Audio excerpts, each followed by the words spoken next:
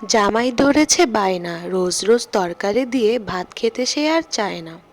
Hello everyone, আসসালামু আলাইকুম। কেমন আছেন সবাই? আজকে আমার হাজব্যান্ড বায়না করেছে সে তরকারি দিয়ে ভাত খাবে না, কিন্তু সবজি তো খাওয়াই লাগে, তাই না? সেই জন্য সবজি দিয়ে তাকে ভাত ভাজি করে দিলাম। কীভাবে ভাজি করলাম, কী কী সবজি ইউজ করলাম, আজকে আপনাদেরকে ভিডিওর মাধ্যমে এটাই দেখাবো। প্রথমে আমি পেঁয়াজ ভেজে নিচ্ছি।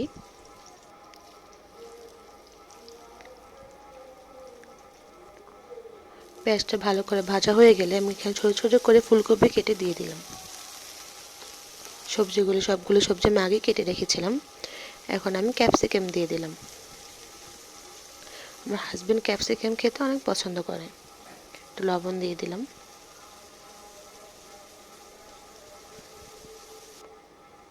দিয়ে দিচ্ছি টমেটো। ভাত ভাজিতে টমেটো না দিলে মজা হয় বলেন? টমেটো দিলে ভাত ভাজির মজাই আলাদা হয়। দিয়ে দিলাম আর একটু কাঁচা পেঁয়াজ এবং কাঁচামরিচ।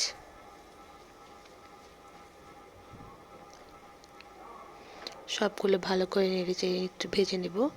এখানে একটু হলুদ দিয়ে দিলাম। ভালো করে নেড়ে চেড়ে এটাকে একটু সিদ্ধ করে নেব। এর মধ্যে অ্যাড করে দিয়েছিলাম পেঁয়াজ কলি। পেঁয়াজ কলিটাও খেতে খুব মজা লাগে। পেঁয়াজ কলিটাও সবগুলো সবজির সাথে ভালো করে মিক্স করে নিলাম। সবজিটা মোটামুটি সিদ্ধ হয়ে গেছে।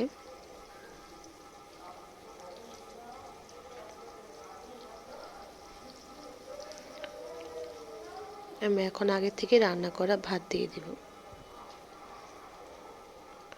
ভাত দিয়ে সবজির সাথে ভাতগুলো ভালো করে নেড়েচেড়ে মিশিয়ে নেব।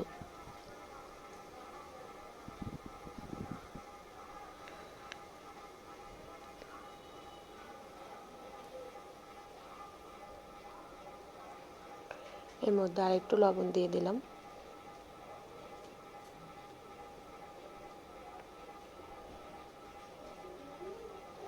ভাতটা ভালো করে ভাজা ভাজা করে ভাজলে খেতে বেশি মজা হয়, যাতে টমেটোর পানিটা না থাকে।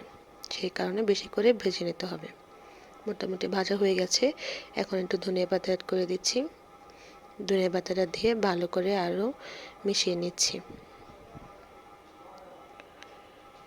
ভালো করে নেড়েচেড়ে আর একটু ভাজা ভাজা করা হইলেই আমি নামিয়ে পরিবেশন করে নেব। তৈরি হয়ে গেছে আমার ভাত ভাজা। ভাত ভাজার সাথে সে আবার আলু ভাজা খেতে পছন্দ করে, তাই আমি একটু আলু ভেজে দিয়েছিলাম। আলু ভেজে তাকে একটু সুন্দর করে সাজিয়ে দিয়েছি। ভিডিওটি ভালো লাগলে লাইক কমেন্ট শেয়ার করে অবশ্যই পাশে থাকবেন। ভাত ভাজিটা কেমন হয়েছে সবাই কমেন্ট করে জানাবেন। আল্লাহ হাফেজ।